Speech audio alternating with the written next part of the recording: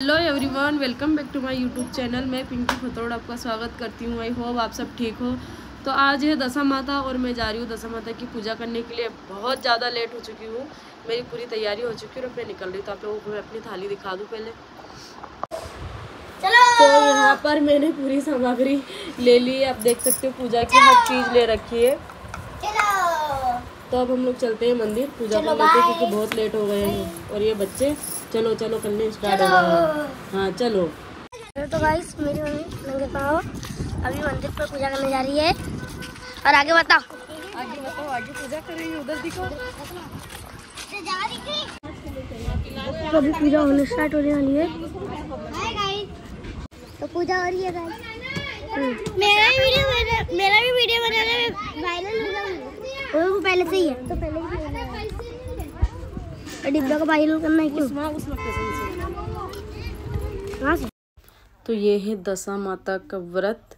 घर की दशा सुधारने के लिए ये व्रत किया जाता है। काफ़ी लोग कमेंट सेक्शन में उससे पूछ रहे थे इंस्टाग्राम पे कि ये किस चीज़ का व्रत है। तो मैं आप लोगों को बता दूं कि ये दशा माता का व्रत है।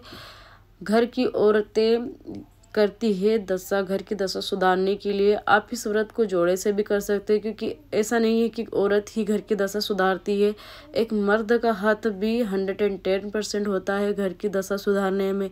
अगर वो बाहर से कमा के लाएगा नहीं, घर में देगा नहीं, तो फिर घर की औरत घर की दशा कैसे सुधारेगी। तो आप लोग, काफ़ी लोग ये कमेंट्स थे, मैं तो जोड़े से करती हूँ कि आपने जेंट्स को क्यों पहनाया, ये तो लेडीज से पहनती है। तो मैं बता दूं कि मेरी सासू माँ शुरू से ही दशा माता का व्रत का धागा जो है वो विकास जी को पहनाती आई हैं, और 2-3 सालों से मैं उनके साथ में जोड़े से व्रत कर रही हूँ।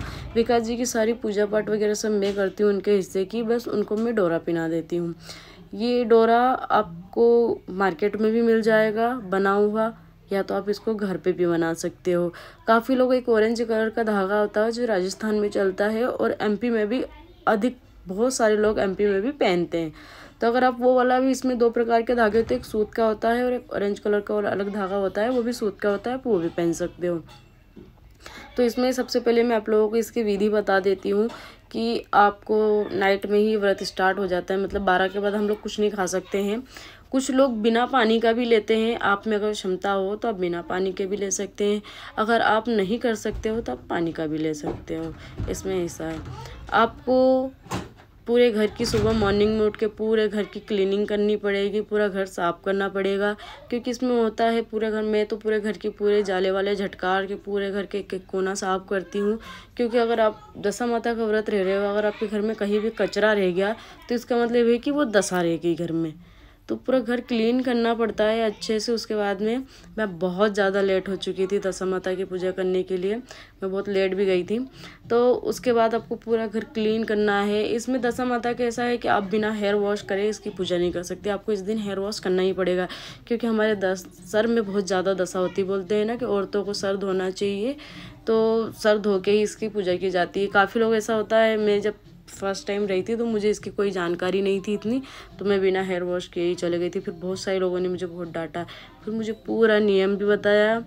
फिर मैंने पोथी भी पढ़ी थी इसकी कि इसमें क्या क्या नियम होते हैं, कैसे क्या करना है। अगर आपको कुछ समझ में नहीं आता है तो आप दशा माता की कथा यूट्यूब पे, या तो आप उनकी कथा की बुक ला के घर पर पढ़ सकते हो नियम अनुसार।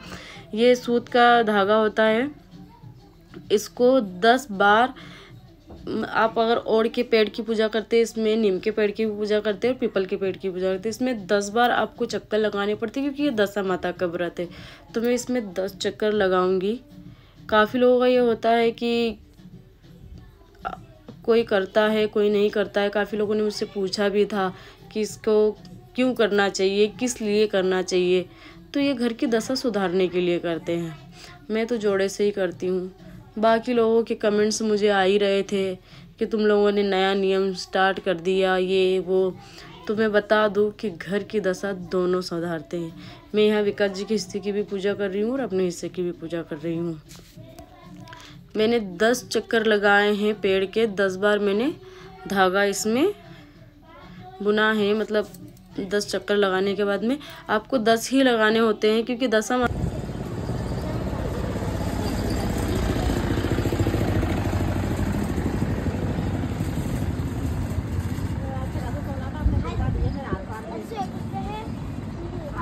चोरी कर ली उन्होंने सोना, मैं खुद ले लिया चोरी दिया।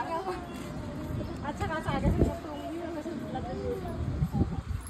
एक कुर्सी ले लो, ऊपर चढ़ो। कुर्सी क्या कैसा लगता है? ये सूखा था, पता है हाथ ना ऐसे में हो रहा है ना, फंस जाता है वो। विकास जी को धागा पिनाने के बाद में मैंने यहाँ पे अपने धागे को हल्दी से अच्छे से हल्दी में इसको मिलाना पड़ता है। हल्दी में मिला के उसको 10 गठान बांध के 10 बार तो गठान बांधते हैं और 10 बार गठान छोड़ते हैं। उसके बाद में इसको गले में बांधते हैं। गले में मैंने 2 गठान बांधी थी। काफ़ी लोगों के कमेंट्स आ रहे थे कि इसमें तो एक ही गठान लेते हैं। एक गठान आपको अंदर ले के छोड़नी पड़ती है, एक नहीं लेते, उसमें 10 गठान लेते हैं। उसको बार गठान लगा के वापस छोड़ते हैं, फिर गठान लगाते हैं, फिर वापस छोड़ते हैं। ऐसे आप 10 बार गठान लगा लो और फिर 10 बार उसको छोड़ लो, ऐसा होता है। इसके बाद में तो आप लोगों को पूरी प्रोसेस पता ही होगी कि हर कोई पूजा करने के बाद में सुहाग की तो पूजा करता ही है। चूड़ी वगैरह की किसी दूसरी औरत को 5 औरतों को कंकु वगैरह लगाना ही होता है। तो ये नियम तो सबको ही पता होगा, क्योंकि जो औरत पूजा करती है उनको ये सब कुछ पता होता है। मुझे ये उनको किसी को बताने की ज़रूरत नहीं। अब आती है खेत बोने की। ये दशा माता के व्रत में ऐसा होता है कि आपके जितने बच्चे हैं उतने बच्चों के नाम के खेत बोने पड़ते हैं। जैसे मेरे 4 बच्चे हैं, चारों बच्चों के बारे में आप जानते हो। हिमांशी बड़ी वाली, लव उससे छोटा वाला आरव, और सबसे छोटी आपकी चूचू मतलब नित्या। तो मैंने चारों बच्चों के यहाँ पे खेत बोए पहले। और आप जैसे पूजा आप ओड़ के पेड़ की मतलब पीपल के पेड़ की पूजा करते हो, बस इसमें आपको 10 चक्कर नहीं लगाने पड़ते। उसी अनुसार आपको प्रॉपर तरीके से आपको खेत की पूजा करनी पड़ती है और हर बच्चे के नाम का खेत बनाना पड़ता है और उसकी पूजा करनी पड़ती है। ये पूजा खेत इसलिए जोते हैं कि ये बच्चों के उज्जवल भविष्य के लिए खेत बनाया जाता है। उनके अच्छा भविष्य आए, तरक्की करे, इसकी मनोकामना करती है एक माँ अपने बच्चे के लिए। तो ये खेत बनाते हैं। मैंने 4 बनाए हैं क्योंकि मेरे 4 बच्चे हैं, इसीलिए। आप लोग बोलोगे कि आपने 4 क्यों बनाए, तो इसलिए मैंने 4 बच्चों के आपको नाम भी गिना दिए हैं कि मेरे 4 बच्चे हैं। और यहाँ पे मैंने अच्छे से पूरी सामग्री मैंने यहीं पे ख़त्म कर दी है, क्योंकि घर ले जा नहीं सकती इसको। सिर्फ लोटे में मैं जल लेके जाऊँगी घर में छिड़कने के लिए, क्योंकि जो दशा माता का जो जल हम बचाते हैं उसको हमें घर में छिड़कना चाहिए, ताकि जो घर में जो दशा होती है तो वो उससे जल से ख़त्म हो जाती है, नष्ट हो जाती है। तो अब हमेशा जब भी दशा माता की पूजा करो तो जल ज़रूर लेके जाना बचा हुआ। तो यहाँ पर मैं शिव जी को भी, हमारे यहीं पास में शिव जी का मंदिर है। काफ़ी लोगों ने ये मंदिर मेरी हर वीडियो में देखा होगा, काफ़ी वीडियो में देखा होगा कि मैं हमेशा मॉर्निंग में पूजा करने यहीं आती हूँ। तो यहाँ पे भी अपने भोले जी की पूजा कर रहे हैं, जाप करते श्री शिवाय नमस्तुभ्यम। हम तो महाकाल के दीवाने हैं, बट महाकाल बाबा अपनी नगरी नहीं बुलाते, उस मंदिर ही बुलाते हैं। मेरे को कब इतना टाइम हो गया इंदौर में रहते रहते, मंदिर मेरे मतलब उज्जैन बहुत पास पड़ता है, बट मैं अभी तक नहीं जा पाई हूँ। इसीलिए पता नहीं बाबा बुलाना नहीं चाहते या बाबा मेरे से प्यार नहीं करते, या मैं बाबा से ज़्यादा प्यार नहीं करती, मेरे प्यार में कुछ कमी रह गई, या मेरी पूजा या भक्ति में कुछ कमी रह गई है। तो ऐसा कुछ नहीं है। पूजा पाठ तो आप लोगों को पता ही है कि कुछ हो ना हो, अपनी पूजा पाठ जरूर होती है। तो यहाँ 3 ताली का नियम है। मुझे भी नहीं पता है कि 3 ताली क्यों बजाते हैं। पंडित जी ने बोला था कि 3 ताली बजाना चाहिए, बट क्यों बजाते हैं उसका नहीं पता मुझे। अगर आप लोगों को पता है तो ज़रूर बताइएगा। बट मैं एक बार ये सर्च ज़रूर करूँगी कि शिव जी की पूजा करने के बाद में 3 ताली किस लिए बजाते हैं। मुझे तो नहीं पता, आप लोगों को पता हो तो ज़रूर कमेंट सेक्शन में मुझे बताना। और ये वाला ब्लॉग मैं यहीं एंड कर रही हूँ। अगर आप न्यू हो तो मेरे ब्लॉग मतलब मेरे चैनल को ज़रूर सब्सक्राइब कीजिएगा। ये छापे मंदिर से जो हल्दी बचा के लाते हैं, तो ये छापे घर पे लगाते हैं।